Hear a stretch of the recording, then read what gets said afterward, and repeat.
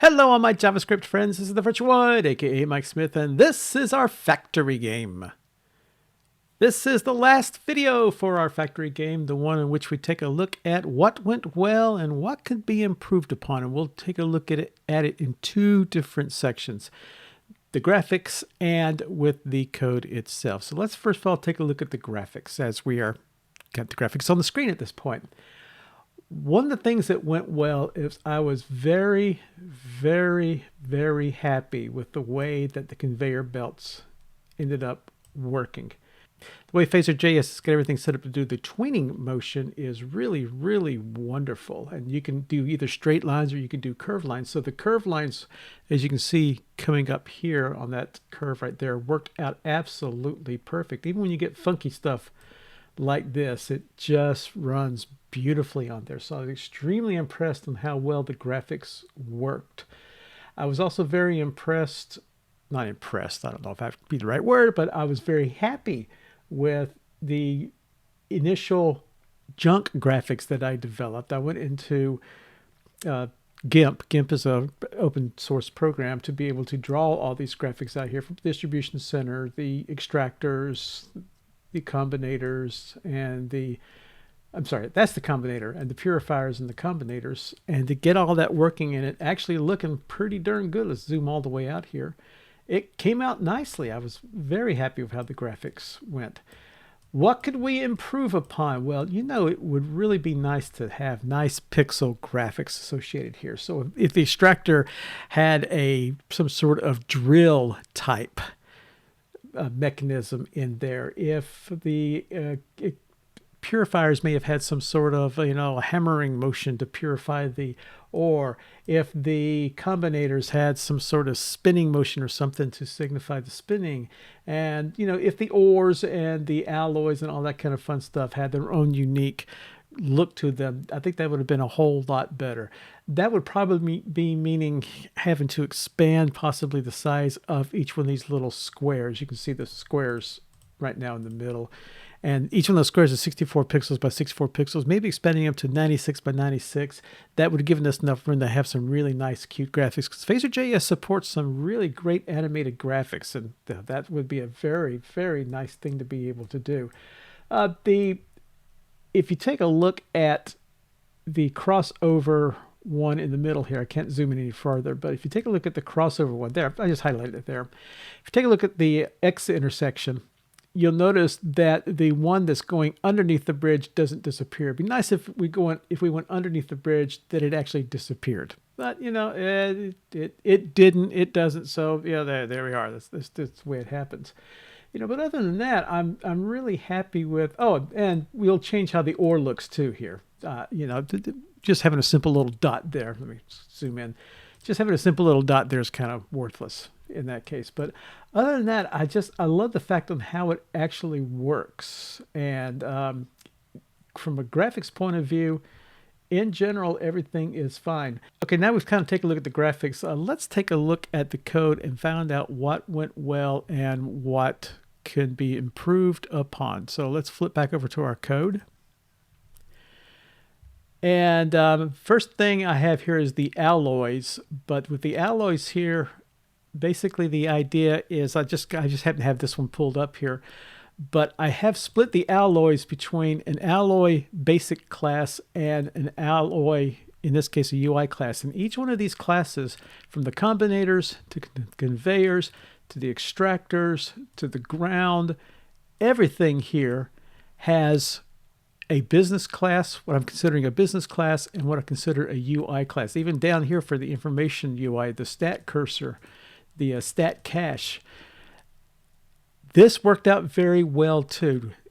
To be able to have business logic in one class and UI logic in another actually allows me to be able to, if I wanted to go to a 3D type environment, I don't have to change the business logic. I just have to change the UI logic, and everything works kind of off of events.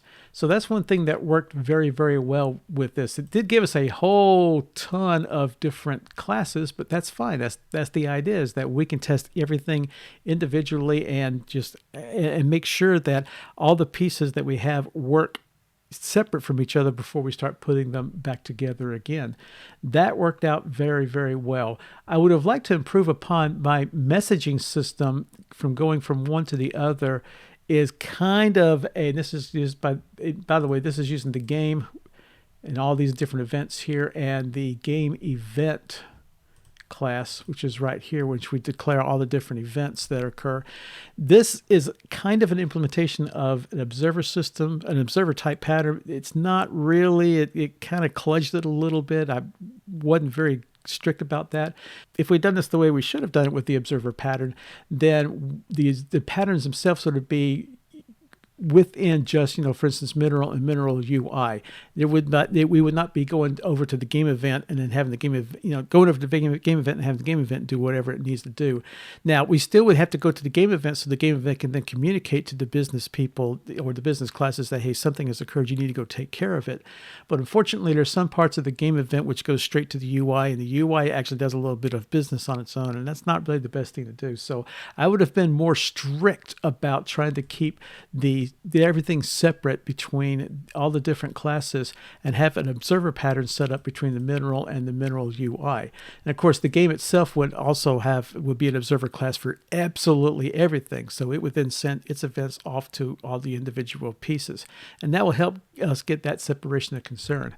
One thing I did notice as I was playing around with the game here is that the gameplay works well. There is one issue that I have had on the graphics, and I meant to mention this in the graphics form, but there's one issue I had in the graphics where sometimes the screen flickers around on you when you click on an inventory item. For instance, let me just get to back over to my screen here. When you click on the inventory item over here, if you don't click exactly on the right spot, when you get over to the world screen or when you get over to the screen itself, the screen will move with your mouse cursor, and so you have to hit escape to try to get out of it, and it can be a big pain in the backside. So that is one thing that I forgot to mention, that's another issue that we have that will need to be fixed. The only other thing really that didn't quite work out from a gameplay wise was all the combinators. So for instance, let's go back to the screen itself. We'll go back. We'll go back to the zoom part of the screen here. Now I'm going to zoom in on this particular combinator right here on the screen. Just make sure I can get it up on the screen. Good. Okay.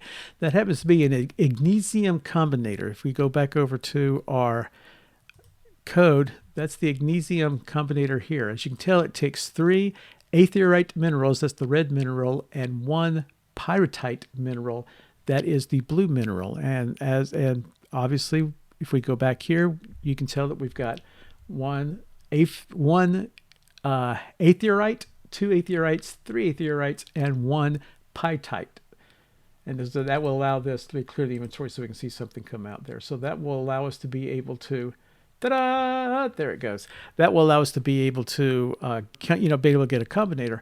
Now, one of our issues though here is that within the game itself, we have 25 aetherites, that's the red, 20 pyrrhotites, that's the blue, 15 aluminites, that's the green, 10 obsidianites, that is the yellow, and 5 xenatites, that is the black. But if you go to the alloys thing here, it takes 12 pyrites, or 12 of the blues, 7 of the luminites, which, let's just take a look, see again what the luminite was. The luminite is the third one on the list, so that would be the green. 7 greens and 1 xenotite to get the Star Forge, which is the one that gets you the most money. We don't have anywhere close to that kind of distribution for all these things. So the best I was able to do on the game itself here was just pop in a few without having to spend a couple of hours doing that entire shooting match. I was only able to get just a few combinators inside here before I started running out of options to be able to get all the combinators on there. So I would definitely come back here and re-examine all of this information here between this, the distribution of how many different ores go to the combinators, and here we go, and the initial distribution of all the different minerals out there. So that one I would like to do. And of course, obviously, one of the things also I would love to be able to do is have a save game function and a load game function. We don't have that available for this one. So that's just the way it is. And so that's pretty much the big things on the factory game itself. This was actually a pretty fun little game to do. This is one that I would definitely take a look at in the future to make some adjustments. Especially the load game, save game and the load game, and to get better graphics at it. Those are the kind of things that I would definitely change if I was to visit this one more time. Anyway, that's pretty much currently it. I really appreciate you sticking all the time with me for the factory game. A lot of it got very, very hard to be able to figure out, so that's why there were sometimes a good couple of weeks between videos, but we got back on track and we got everything out for you. It worked out perfectly well, so I am very happy with how everything pleased out. Excuse me. I'm very happy with how everything came out with the factory game. So if you have any questions or anything, please leave them down in the comments. I'll be happy to take a look at them. Again, thank you very much for your support of all this channel. If you want to join my Patreon group, we have a link down below in the description. Thank you very much for this journey with me on our factory game. Thanks for watching. Subscribe to this channel to view more videos. Click on the like button on this video and visit us at TheVirtuoid.com. Also, support us on Patreon, where you can get access to member-only videos. Links are down below. Again, thank you very much for watching, and keep on coding.